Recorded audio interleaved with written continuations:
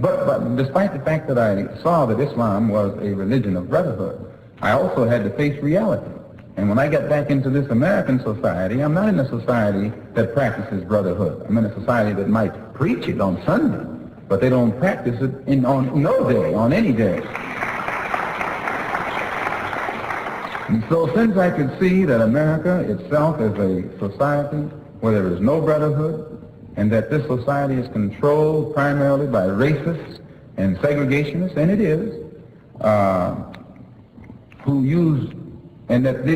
who are in Washington, D.C. in positions of power, and from Washington, D.C. they exercise the same forms of brutal oppression against dark-skinned people in South and North Vietnam, or in the Congo, or in Cuba, or in any other place on this earth where they're trying to exploit and oppress. This is a society whose government doesn't hesitate to inflict the most brutal form of punishment and oppression upon dark-skinned people all over the world. To wit, right now, what's going on in and around Saigon and Hanoi, and in the Congo and in elsewhere. They are violent when their interests are at stake.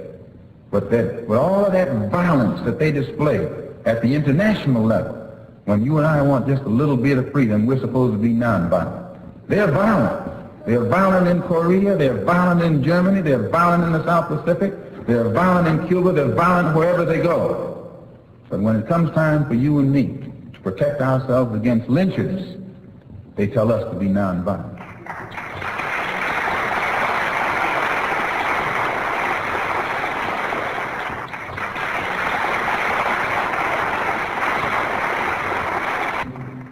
That's a shame, because we get tricked into being nonviolent. And when somebody stands up and talks like I just did, they say, well, he's advocating violence. Isn't that what they say?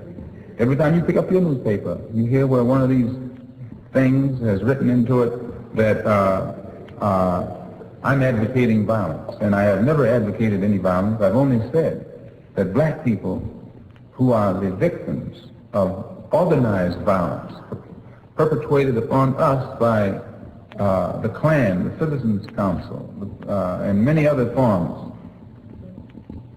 we should defend ourselves. And when I say that we should defend ourselves against the violence of others, they use their press skillfully to make the world think that I'm calling on violence, period. And I wouldn't call on anybody to be violent without a cause.